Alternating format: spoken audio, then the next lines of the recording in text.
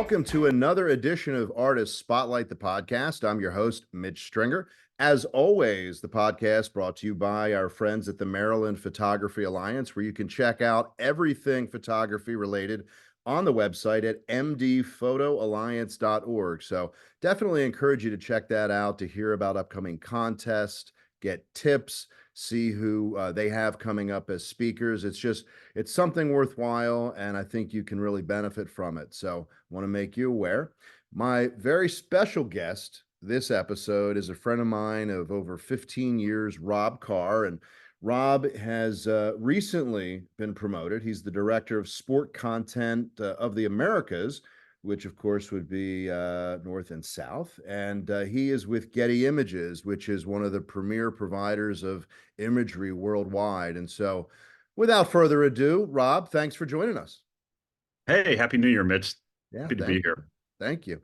So I met Rob years ago when I was probably photographing the Baltimore Orioles, and Rob at the time was with the Associated Press, and just got to know each other, became friends. And one of the things that's impressed me so much about Rob is that aside from creating images and capturing unique moments, for those who are professional working photographers, as Rob is, there is an immediacy to what you're creating, to create it, to create images that fit a certain profile that your company is trying to make available to your customers, and get them out quickly so that all the clients that Getty Images serves has access to them. So let me start off with asking, how do you balance the creativity from a photographic standpoint with the very real business needs to get those images edited, captioned, and on the website so that Getty clients can pick and choose from them to have them all over the world? Because it seems like you're balancing a creative endeavor with a very much time-sensitive business process. Well, first, Mitch, let me back up. You and I got to know each other because we were covering some really, really bad baseball, and we had a lot of downtime to talk about baseball, our kids, other things away from the actual job of making photographs, because at the time, the Orioles were pretty bad. So I just wanted to clear the air before we get started about how that came about and how we got to know each other, and True. and our love for the game of baseball. I think it was the other one too. But to answer your question, each sport is different when it comes to speed to market, which is, if we're doing a regular season Orioles baseball game, it's all about being smart, as you well know. Yes, the clients want it and they demand it, but you don't have a remote editor at a regular season Orioles A's baseball game, because you have clients on the West Coast, you have clients on the East Coast, so you try to accommodate all of them. The thing that I always try to do is you stay for the first couple innings and you hope that somebody gets a run and you get a home run hit, ball on bat, celebration, whatnot, so that you can go up and move a handful of images that can pretty much stand for the game until you go back and shoot the rest of the game and come back in and file. Other sports like the NFL, at Getty, we have a NFL remote editing desk on the weekends. So at a 1:00 football game, NFL football game, if I'm at Ravens with one of my colleagues, say Patrick Smith, we'll shoot and we will send from my files, send tagged images from the field to remote editors all over the US, who you have somebody who is picking the images, somebody who's captioning, somebody who's photoshopping, and that's how we get the images out in a timely manner. Regular season NBA game, it's similar to a baseball game. You shoot the first half, you go in, you send what you think are the best images from then you follow up at the end of the game. Yeah, it's definitely very, process oriented. So, when you're out there, in addition to shooting game action, as you said, ball on bat, guy sliding into home plate for a run, are there certain sort of key images that you just want to get to make sure, whether you call them safe images or sort of baseline images, for example, the starting pitcher for each team? Are there certain, before the action really starts or in between the action, just certain central foundational images that you want to make sure that you just check those boxes? Absolutely. From a baseball game, the starting pitchers, obviously, I always look at the roster before you go down. And I mean, you've heard me say, hey, Mitch, we got a lefty or righty tonight. So that'll determine which well I go down to. If it's a right-hander, I'll go to third base, maybe move in between innings. Use the first inning to get the stock images of the pitchers that you can pull 10, 15, 20 images out of.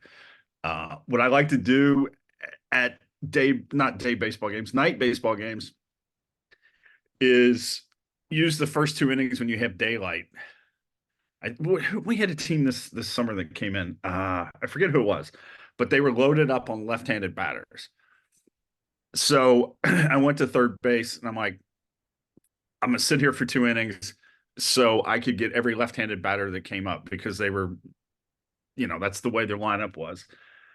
So I think that is kind of how my thinking is the first couple innings, you have some nice light. If it's late in the fall, you might get some, in August, you might get some shadows, so you might go up.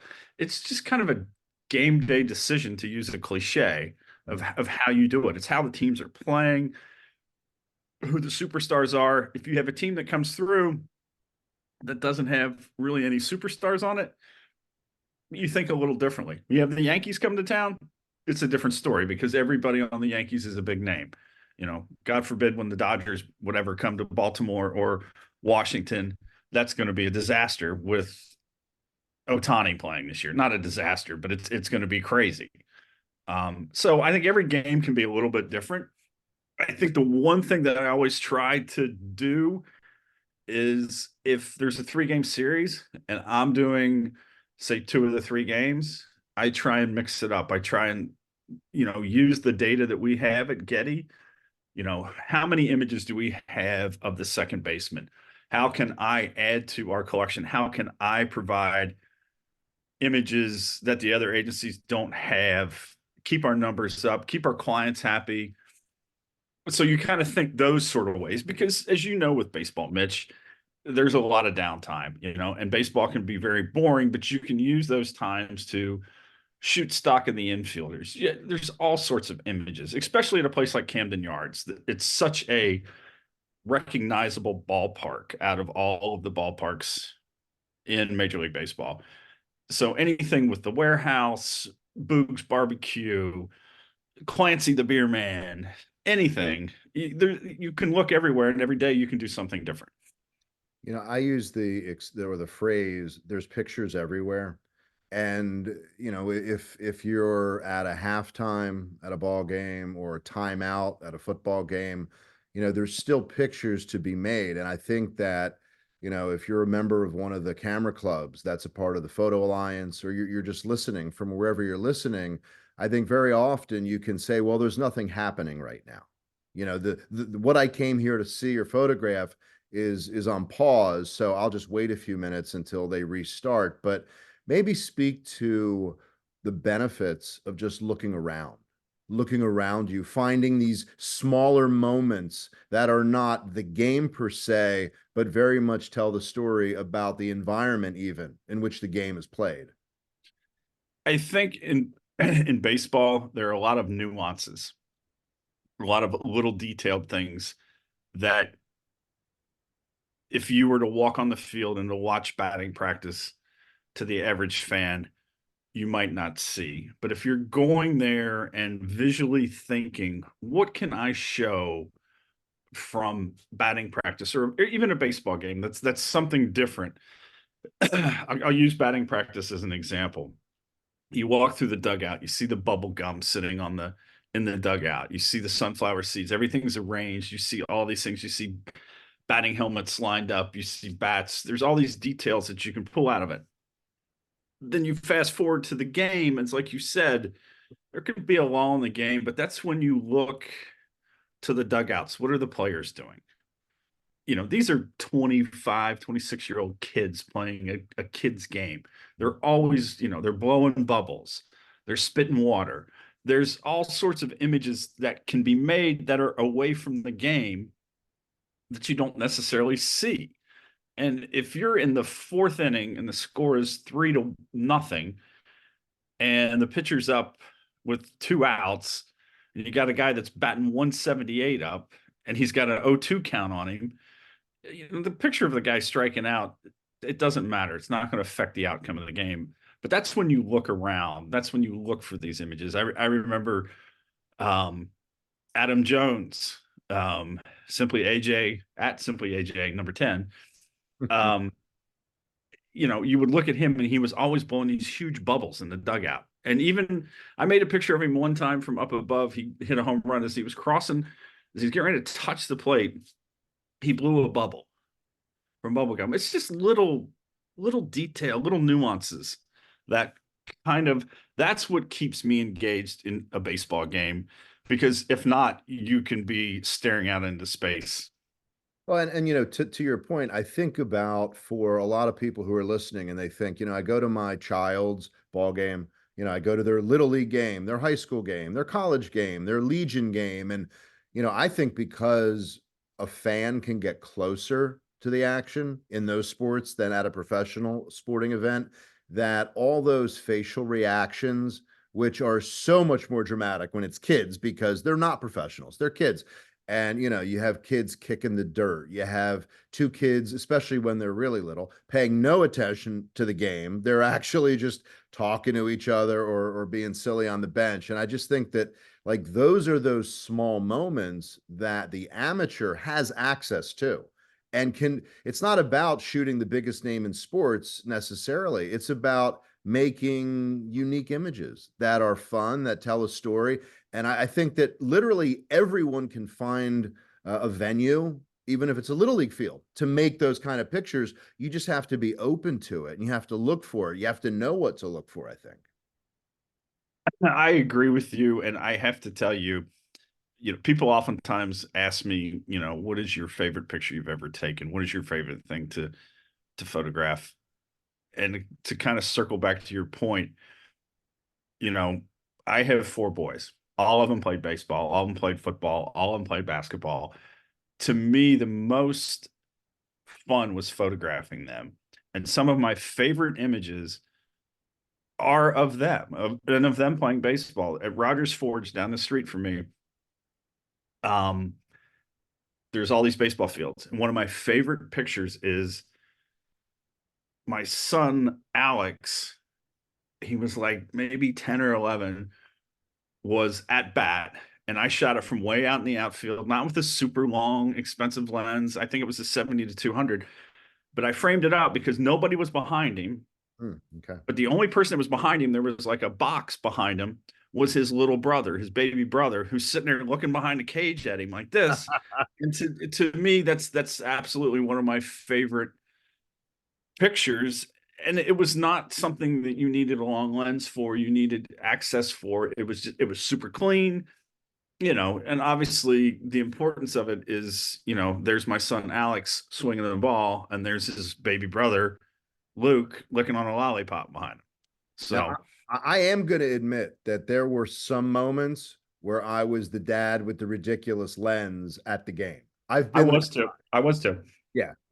I've done that, and not every game, but and before mirrorless, of course, if you shot, uh, 8 or 10 frames in a row, it sounded like a machine gun, and every parent would look at you because you're that guy. So I Yeah. would absolutely embarrass the hell out of my kids sometimes. But that said, they loved the pictures, and we would make small prints like 4x6s, and then he would give them to his teammates, which they liked, the parents loved, so there was a benefit to being that dad with the big lens at certain points. So before we get too far down the road, a lot of times I get asked, I'm sure you get asked, how'd you get to do this? So, I know you're from Kentucky, graduated from Eastern Kentucky University.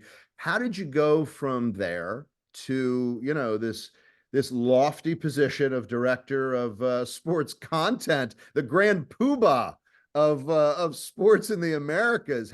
How did it all begin for you though? What was the path? Well, oddly enough, when I was in high school, um, my grandfather, he worked in graphic arts, and he had a Canon AE1. I remember And that. he was a World War II veteran. He took pictures of everything. He, he was when him and my grandmother got older, they would travel, and we would go over there for Thanksgiving and Christmas, and I'd have to sit through the classic 1970s slideshow with all the family sitting around looking at the Kodachromes Yes. and all of that. I didn't put two and two really together with it, but when I got to high school, I started taking a graphic arts class, and he kind of what he did with his pictures and stuff like that. I remember talking with him and asking him. I thought, this is kind of interesting. This is kind of fascinating. So I started taking pictures in high school, my senior year, and as a graduation present, my mom got me what was it, a Minolta, some sort of Minolta camera with a 50.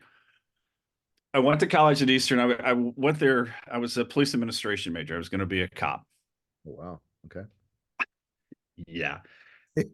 So I got there and I'll never forget, I lived in Maddox Hall. Um, and the guy that lived down the hall from me was a guy named Sean Elkins, who's still one of my good friends today. And he worked for the school newspaper, the Eastern Progress. Shout out to the Progress at EKU. Um, and I was fascinated. He had all these lenses, and he had Minolta too, because this is back in the Wow. the 80s when Minolta was still a very competitive. And Minolta, by the way, for those of you listening at home, if you want to do your research, was one of the first camera companies to come up with autofocus, Okay. oddly enough. So anyway, I started talking with him and interacting with him, and he was like, well, you should come to the paper. So one thing led to another. I started hanging out the newspaper all the time. My grades were terrible in police administration. I was not engaged. And in December, I forget the exact date, I could look it up. Bruce Springsteen was playing at Rupp Arena in Lexington, and I got tickets to it. So it was either go see Springsteen for the first time in my life or stay home and study for my police administration final. I went and saw Springsteen and became an instant huge Springsteen fan and did really poorly on that police administration final. I got put on academic probation. Nice. After that, I came back the next year and I changed my major to journalism and totally immersed myself into the photography side of it because they didn't have a photojournalism program. Worked for the school paper, worked for the yearbook, got out of school, landed a great internship with the Associated Press in Chicago, worked there for 6 months. Connections I made there led me to my first newspaper job in Frankfort, Kentucky at the State Journal. And that's where it all took off. So, you and I are out, at various games. You're not only in Maryland, but you're all over the country, if not the world, photographing this. So from your beginnings and your, moving up the chain photographically, now we have kids who are graduating with degrees in photojournalism, and now video is, certainly a very much a relevant, aspect. And I think that's probably only going to become more so. So I guess from your perspective, for the young 20s person now trying to find their way compared to the path that you had, is it easier now, more difficult now, or just different now? It's all of those combined. Okay. I think, and this dates me and it dates you, but I think coming up during my time, you had to manual focus. You had to know that you had 36 exposures of film. You had to think differently. You had to expose things properly. It's progressed. Technology progresses. I'm not one of these old school guys. Oh, we should all go back and shoot film. But I think if you fast forward and how things have changed and the way people came up, newspapers used to be the feeding ground to go to work for the wires. Magazines, magazines were all over the place. It's not just Sports Illustrated. It was the Sporting News. It was Time. Sport, remember News Sport magazine? That was Sport, one. Yeah. yeah, sport magazines. So you had all of these outlets that you could go to it and do, but the playing field's changed, and you have to adapt, and you have to overcome, and you have to improvise. That's a line from Clint Eastwood movie, by the way. Um, Shout out Clint Eastwood. Hashtag Clint Eastwood. Right. yeah. But I think what you see today is you see today's kids that are in college are so much more advanced than I was, because the technology, the new cameras, they're just an extension of what they grew up with, which is phones, PlayStations, controllers, hand-eye coordination, and that's what it is. I mean, being able to autofocus now and follow plays is not much different than kids who play Call of Duty or Fortnite. Sure. It's line it up, line it up and get it. That said, there's just not the outlets for it anymore. I think the thing that you're seeing is the professional and collegiate sports teams have embraced this new social media platform where they have their own content creators. They're wanting instant content, whether it's Snapchat, Instagram, Twitter, whatever. So that's where these people are going and getting jobs, but they're also mixing not just stills, but stills and video. When you work for a company like Getty or AP or Imagine, you're limited because you're not a rights holder for video. So you're limited to stills, which is great, but you're seeing these other people who are doing all these other mediums there. So it's an ever evolving and changing business. And I think you really just, as a content creator, I think you have to just kind of stay on top of what's happening and look around you and see what's happening. To be, to me as a still photographer, I love the imagery that we're able to produce from these things, but you can see the handwriting on the wall. Yeah. Yeah. I've talked to a lot of photographers, and I think that people fall into generally one of two camps to this question. So, obviously photography is your career. When you're not working, do you enjoy photography, or do you want to be as far away from it as you can be because you're doing it so much as a career? That is a great question. When I am not working, my iPhone has become my Leica. Okay. It's become my Leica with a 35 millimeter lens on it Hmm. because the quality of it is so good. I take a lot of pictures that I put on Instagram and Instagram stories and stuff that I don't put up. But last night we had a bunch of rain. I'm sitting in my office upstairs, and I took a picture of all the water in the backyard but I also really kind of tried to make it super arty. I didn't do anything with it, but it's still that creative outlet, which I still enjoy, because with sports, 90% of what I do is with a long lens. Hmm. Um, so I do think my iPhone, I like to say, has become my Leica. One thing that I guess I realized, it wasn't a decision, it was a realization. And that realization is that when I really embraced photography and I'm shooting, regularly starting about 15 years ago, I noticed that when I wasn't shooting an event, I was just living life. I saw light differently. I saw angles of people's faces differently. I saw moments as I'm walking anywhere that I thought, if I had a camera, the way the light, the shadow is hitting this, and the realization for me is, and I've expressed it this way, I feel like I live a photographic life. And I think that I see images just kind of like everywhere I go, not constantly, but I see them in my environment, in my world. And I think the benefit that I'm starting to be more and more in touch with is I feel like I'm aware of much more and my surroundings than if I wasn't a photographer. And I feel like it's enriched my life because I feel like I'm soaking in kind of like everything. And I'm not just going kind of to wherever I'm supposed to be going at that moment. I'm seeing all around me. Do you catch yourself, or do you feel like you can relate to that? Oh, wholeheartedly, Yeah. wholeheartedly. A couple weeks ago, I took the train from Baltimore Penn up to New York for a lunch meeting I had, and I was walking through there, and I saw a guy dressed as Santa Claus with his kid sitting next to him, dressed as like an elf or in a little Santa Claus costume. And the light was just nice, and it was just one of those things that I saw, and I did not have a real camera with me, but I did use my iPhone on it.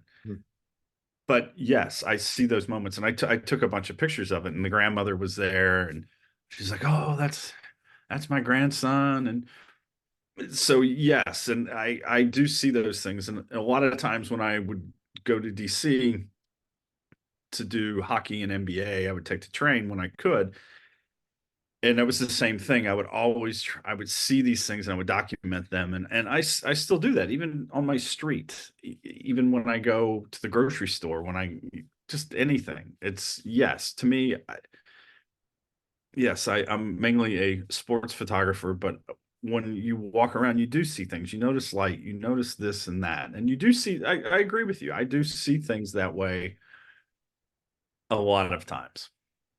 Yeah, it's almost like, I think about someone who's a psychologist and they're at the grocery store, or they're, buying a car or wherever, and they're never not a psychologist. They're trained, so they're having conversations with people, and without even thinking about it, they're kind of getting at least a sense of, is this person kind of shy, and they're seeing certain verbal cues and certain actions, and they're like, I'm just buying groceries. I'm not in session right now, so it's interesting. So, when you mentioned being on the train and making pictures, I was thinking of a guy, a photographer like Bruce Davidson in New York, who used to ride the subway and make these pictures, and specifically on the trains of New York. So, leads me to a question, which is: are there photographers, sports or otherwise, that you not necessarily try to emulate or copy, but you look at and you just sort of like got to tip your hat to them and go, that guy or that woman, wow. I mean, the things they saw, the way they saw them, the way they captured them, the vision they had, maybe especially in film days, or not necessarily. Are there some of those people that you just kind of say, yeah, they knew exactly what they were doing? Oh, absolutely. And I think to jump back to when I was in college and really got into this this business when I was trying to break into it. You remember this, Mitch. I would run and buy, I would go to Joseph Beth Booksellers in Lexington on Sunday and buy all the Sunday papers that I could to see the photographs. And this was back in the salad days when the Courier Journal in Louisville was, had some of the best photographers in the US on staff. The Herald Leader, there were so many people whose work that I looked at, and even Life magazine. I remember every year running out to buy the year in pictures, and you would look and you would see David Brunette, you would see Heinz Klutmeyer, you would see all these great wire service photographers, Amy Sancetta, you would see all of these people, and that's what inspired me. And there are still photographers whose work inspires me, and there's a lot of them that I work with now. They were my colleagues. Mhm. um Even my colleague Patrick Smith, who lives up in Bel Air. He does stuff that just comes out of nowhere, that just you're like, where the hell did that come from? I was just at that baseball game yesterday, I didn't see that. um and the other people on our staff that, there's too many to name, but I think to me that was the biggest. It was an inspiration as well, looking at these images back in life in the newspapers, and getting a chance to meet a lot of these people along the way whose work that you just absolutely loved. And it's funny, you see things today people do things, remotes and stuff like that, and you think, "Oh, wow, that's amazing." And then you go, "You know what? Heinz Klutmeyer did that back in 1974." And you think, "We're not reinventing the wheel here, y'all." Yeah. Yeah, I'm amazed. It's funny. I had to almost kick myself. Years ago, we had a game in Baltimore, and I'm sure you were shooting it. It was the Vikings against the Ravens, and it was snowing, and we I had these. missed that game. Okay, I was someplace else. We were talking about this the other day. We were talking about this at Sunday's game, Mitch. I was talking to somebody else about that. I said, of all the years coming here, I had to miss that damn snow game. I think I was in Washington that day, and we didn't get any snow in DC.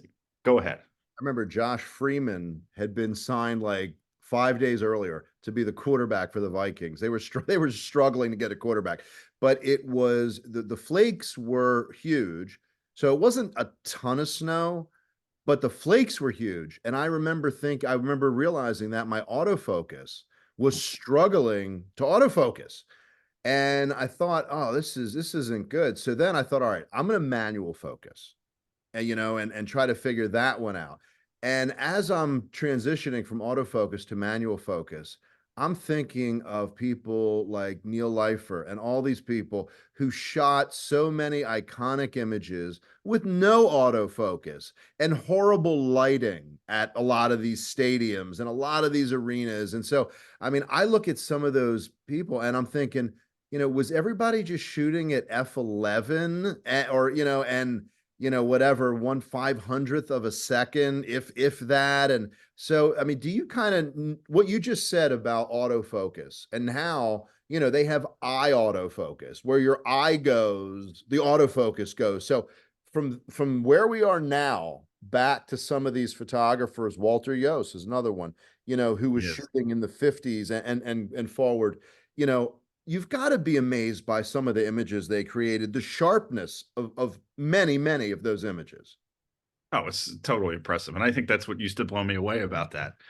And I think when I was, like I was saying about looking through Life magazine and stuff like that, knowing how hard it was to capture those images, manually focusing it. And now technology is so great that you can shoot a basketball game with an 85-1.2 and shoot 30 frames, and 29 of them are sharp, Yeah. where that was never the case. It's just absolutely amazing. And I think that's where there's this huge layer of respect for the photographers that did that, who were innovative and who were able to have this, you know, amazing ability to follow focus. It was truly an art form to be able to follow focus like that. People used to sit around and practice it. That's what a lot of photographers don't realize, that a lot of photographers back in the day would take a 300-2.8 and go sit on their street and practice follow focusing a car driving. That's nuts. Today you won't even think about it. You know, the fact that you switch to manual focus, there's probably a lot of people these days that wouldn't realize that, oh crap, I should switch to manual focus. It's like when you shoot confetti pictures, it's like the autofocus doesn't know what to do with the confetti, but if you switch it to manual, there you go. Right, right. There actually is a way to focus, There using is. manual. So, I guess one of the holy grail of sports photography, depending on how you look at it and the sports you like, are shooting World Series and shooting Super Bowls and shooting Olympics. So you've shot the Olympics. So maybe give folks a sense of yes, what it was like shooting the Olympics, but all of the logistics that go into from the time they say, Rob, you're going to be shooting the games in fill in the city. What do you have to go through to prepare for all of that and the team from Getty to be able to shoot an Olympic game? That's a loaded question. There's so much that goes into that, especially at Getty because of our partnership with the IOC. We had a team of people when Paris 2024 was announced. I'll use that as an example. A team of people who did the Olympic walkthrough, where you go and you see the venues. We have a major events team that is all over that. That's basically one of their main jobs, other than a lot of other major events. the planning, as soon as the city's announced, the initial planning starts. We had a core team of people that went over that looked at some of the venues, and then myself and my colleague Richard Heathcote, we were both in Paris in October. We did a catwalk tour, Wow. and that's basically where all the agencies send a couple people. You work with the photo liaisons from Paris 2024. You would go and look at all the catwalks where we're going to put robotic cameras, where we're going to put static remotes. There's so many moving parts with it. There's so many people. It is definitely a top tier event. I think we do a tremendous job with it. It's a lot of people. It's a huge team event. It's not just one person. It's just not rolling in at the finals of the 100-meter men's 100-meter final. There's so much collaboration between our tech people, our ops people, the photographers, our editing team. You could just the layers upon layers upon layers that go into it, because at an event like that, speed to market is key. You want your images out instantly. Mhm. And at Getty, we have the infrastructure, we have the people, we're able to do that. It's it's a pressure cooker event. I won't lie. I've done I did my first Olympics in 96. Wow. Um, yeah, Atlanta. I was working at a paper there. It's come a long way. It's a lot different. With the I did the Olympics in Beijing with the AP. I did gymnastics. There's a lot of pressure when you're doing a marquee sport like gymnastics, especially if you're the one who has the luck of the draw that is on the field of play at gymnastics, because you're part of a pool and there's like 4 or 5 of you, and you have this, amazing, gold medal floor exercise thing, and it's just, you're on it, and there's a lot of pressure there. You can fast forward. I did the Olympics in London. I did robotics there. I did robotics in Rio, not robotics. Explain robotics, Rob, because I think a lot of people won't fully know that.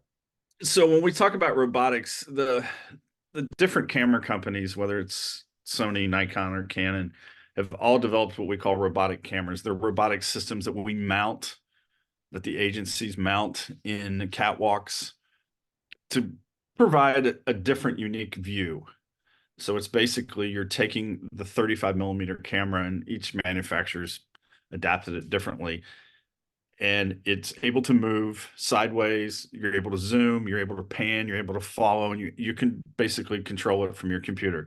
To give you a prime example, in Tokyo, I did robotics with my colleague Richie, and we did a lot of it from inside the press center. We didn't even go to the venues for track and field and some of the bigger events we did, because you can see everything in real time. You can watch it on the OBS broadcast. You can see it and you can follow the play, and it's absolutely amazing. It's a lot of work. It takes a lot of people, a lot of teamwork to get it, put together, installed.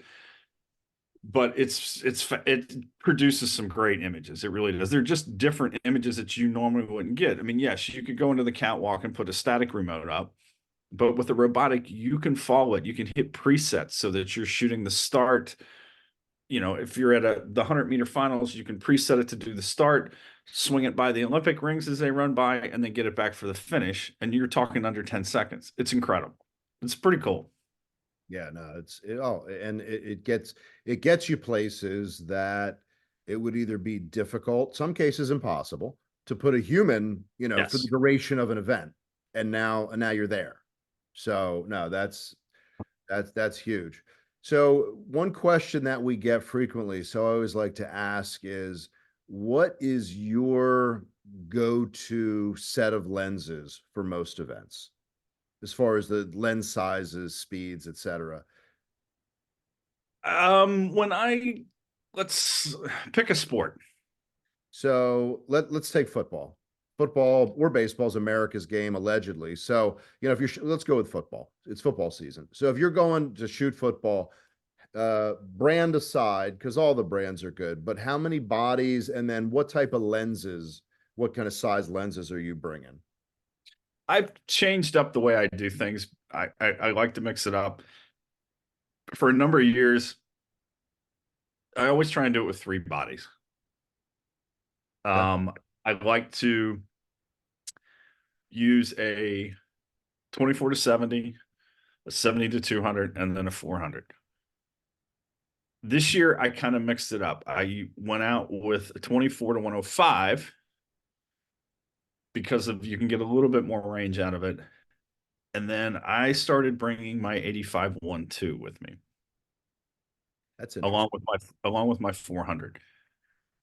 The 85 1.2 is extremely heavy, Mhm. and at the end of the game, my neck hurts. But for that one instance where it can hit, when it hits, it's so beautiful. It's just absolutely beautiful. The other thing, I like the 424 to 105 combo a little bit better now, along with the 85, because I felt when I had my 70 to 200 with me at an NFL game. For a college game, I would rethink this, but at an NFL game, it forces you to stay with that longer lens longer. And I think when you have the 70 to 200, at least in my case, I mean, everybody's different. In my case, I felt like I was dropping the 400 too soon and going to the 70 to 200. Okay. And I felt like it forced me to pick or choose, go big or go home, or go big or go wide. Mhm. Mhm. And I like the look of the 400. Are you going to get burned every now and again? Yeah, you probably are. But I think it's a good risk to take. And I noticed this year at Ravens, I think when you've been doing this for a long time, and the weird thing about it is John Harbaugh and I've been in Baltimore the exact same time. When I first came here, he was hired as their head coach after the end of their season in '08. I I'm not saying I'm some sort of savant with play calling. I'm not going to be the next offensive coordinator, but you kind of figure out what the tendencies they do and what their Oh offense yeah, does. for sure. And so I kind of go with my gut instinct, just like they go with their gut instinct of what they think is going to work. Yeah. Yeah. And it's funny. And I think probably any sport that has quarters or halves, this is the case where, we can just say, I had such a bad half. Everywhere I thought they were going to run to, they went the opposite side. And, Absolutely. as you said, you get a feeling for the tendencies in situations, but then so does the other team. The defense understands the tendencies because they've been watching film, for the entire week, if not longer. But then sometimes the team does the opposite because everybody thinks they're going to do that. So, I guess along those lines for yourself and for amateurs who are listening, we've all missed that shot. We've all missed the shot. I knew once. I say I knew because I could have sworn that the Texans were going to hand off to Arian Foster. So I'm in the back of the end zone. I'm laying on my stomach. I've got a 24/70. I'm at like F8 or F9, maybe 12/50th of the second. I am sure he is going to jump over the line. I am positive of it. And it's hot as can be. They hand it off to Arian Foster. He jumps over the line at the exact minute that a gigantic sweat ball goes in my eye. So instead of getting him at the crest of this incredible leap, I have his back straight up and down on the other side. He's scoring, but that sort of critical moment when he was at the height of his jump, I had an eye that was on fire. So, it's like, how do you talk yourself off the ledge, so to speak, when you miss that shot or a shot? How do you kind of, give yourself a pep talk after doing this for so many years? I The way I like to equate it to, it's almost, I'll throw it back to a sports analogy. Steph Curry can come down the court, dribble the ball down the court, put it between his legs, juke somebody, pull up for a 3-pointer, and shoot an air ball. But what he has to do is he can't let that bother him. He's got to come back down the next time, do the exact same thing, and hit it. And that's the way I look at it. You're going to miss pictures. It happens, but you can't you just can't let it eat at you, because there's always going to be another picture. And then the thing that I always say, Mitch, we're taking silly pictures. We're not curing cancer. At the end of the day, I'm not going to let it eat me up.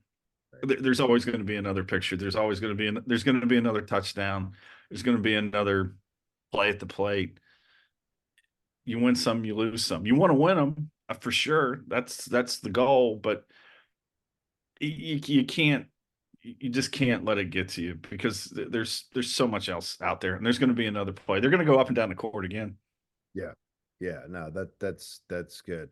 So now in your new role, kind of overseeing the sports content, what is that just at a high level? What does that encompass? And the reason I'm asking is because, when we think of, okay, this person is a photographer, they've risen to the level that they have as a photographer, but now they're moving even beyond that. They're being asked to manage things, taking on an increased sort of responsibility for the business. So, how does what you've been doing differ from this new role, these new responsibilities that you have? Because I think the average person doesn't necessarily think of a photographer as handling all this myriad of things. They think that person probably makes pictures. But in your new role, I imagine there's quite a bit more responsibility. There is, and in my new role, it's looking after and managing the photographers that we have on the sports side in Getty, in North and South America. My goal and my feeling is I've I haven't done everything in this business, but I've done a lot. And what I'm trying to do is to help take our business and build our team and make sure we're the best team, and use my experiences and use the knowledge that my colleagues and coworkers have to really try and step our game up even more. And that to me is a new challenge. Mhm. I'm still looking at pictures. I'm still talking photography. I'm still looking at images. I'm obviously not shooting as much as I was before, but it's a new challenge, and it's it's something that I really enjoy, because throughout my career I have been a photographer, I've been a photo editor, I've been a director, I've been a photographer again. And it's good to see not just the photographer side of the business. It's good to look at broader, because it's a big industry. These media companies, it's it's a big animal, and it's a different challenge for me, and I'm really looking forward to it. Yeah, it definitely sounds exciting. So, as a person who's had the breadth and depth of career that you are, having, what kind of advice do you have for the amateur who, has what they feel is, reasonable gear for what they're trying to do, and they really just want to understand a couple, two or three key things to improve their photography? Because a lot of times with an amateur, just adding one or two things makes a huge difference because they're kind of early on. As you get longer into it, you learn always, but it's more about refining your work a little bit. Early on, you can make big strides just by Yes. picking up a few things. So, do you have any kind of, sort of words of wisdom or advice for amateurs who either want to stay amateurs but want to make better pictures, or maybe people who want to make significantly better pictures to down the road, maybe pursue it as a career? So it's really questions about improving your images. The biggest thing that I would say is, don't get hung up on gear. Mhm. I think too many people get hung up on gear. You have to remember, a camera, whether it's a Nikon, a Sony, or a Canon, which is my personal favorite, it's just another hammer at the end of the day. Don't get hung up on gear. The biggest thing to me that I tell people is, your images It's all about your backgrounds. Watch your backgrounds, clean up your backgrounds. That's what separates the professionals from the amateurs. If you look at imagery, if you go and look at your pictures on Imagine's site, you're shooting with a long lens, but you're not shooting at f11. You're shooting your action at 2.8 or f4, whatever your lens is. Sure. Backgrounds are the key. Clean. That's the impact, the emotion of the sport. There used to be a show on in the 70s on ABC. You know, it used remember what was the motto of it? Oh, the thrill Oh, of victory, agony of defeat. the Why thrill of world of victory, sports? odd world of sports, the thrill of victory, the agony of defeat. And Yeah, that's one thing that always goes through my mind is when you're covering a sporting event. That's what it is. It's ABC's Wide World of Sports. That's what it's all about. But to kind of reiterate what I was saying, don't get hung up on gear. Keep your backgrounds clean. Don't shoot at f11. You know, you want your subject to pop and get close. Who was it? Neil Leifer that said that if your pictures, somebody said this, if your pictures aren't good enough, you're not close enough. right, right. And if they're not interesting enough, take pictures of more interesting people. Exactly. Exactly. So we have definitely dated ourselves with the wide Yes. world of sports reference. Yes. That should be noted. So for people listening who, obviously they've listened, so they have to be completely enraptured by you. How can they follow, your work and what you're up to from a social media perspective? Of course, they can Google your name and a million images will pop up, but what do you like to do social media wise to just kind of show, it could be your iPhone work, it could be your camera work. What are good ways for people to find you? Well, I have an Instagram account, but don't, I'm one of these people, I haven't, don't put much of my work up on it. If you want to see my work, you can go to gettyimages.com, type in robcar.com. Okay. If you want to follow me on Instagram and see pictures of my German Shepherd and some of my kids every now and again, that's what you'll get from my iPhone pictures at robcar4. But if you want to look for pictures, and this is not just a plug for Getty. If you want to look, if you're a photographer enthusiast, go to gettyimages.com. Type in, think of anything you want, Super Bowl, whatever, Eagles, whatever. You can do it with Getty, you can do it with Imagine, you can do it with AP. But to me, that's the biggest thing. Look at images, look at pictures, see what people are doing, see how people shoot things. You can look at the work that my colleagues and I do on the Getty site, which I highly encourage you to do. But at the end of the day, looking at pictures that's the way you're going to get better. Mhm. And that's the way you're going to get more knowledgeable and you're going to see how people do things. Plus, it's a lot of fun to look at pictures. Everybody loves to look at pictures. That's why Instagram's so popular. It's true. It's true. Well, Rob, I appreciate you taking the time to get together and share your story and your knowledge. And I'm fortunate because I get to see you at most of the games I shoot. But you're going to certainly make a lot of new photography fans, listening. So thanks again. I really appreciate you doing this. Thank you, Mitch. And I'm sure I'll see you at the Ravens playoff game next Saturday or Sunday. As soon as we figure out who they're playing, for sure. Well, Well, I'll leave you with this. I have this epiphany. yes, Okay, I'm going to say it here. go Hopefully, for it. this will publish beforehand. Nothing against any Ravens fans. Don't take this against me, but I get the feeling that Joe Flacco is going to come into town with the Browns, and he's going to prove that he's once again an elite quarterback.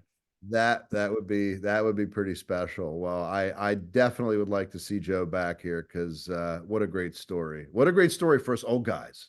Well, I mean that's the thing. I mean, as a father of four boys, I think he has five, and it's just and being able. That's the other thing too is covering him from his rookie season when he was here, and being at the photographing him at the Super Bowl when they won and he was the MVP. I mean, you gotta love, you gotta love the storyline. I It's love the great. story. It makes me think that maybe I'll get the call to quarterback somewhere, but I'm not waiting by the phone.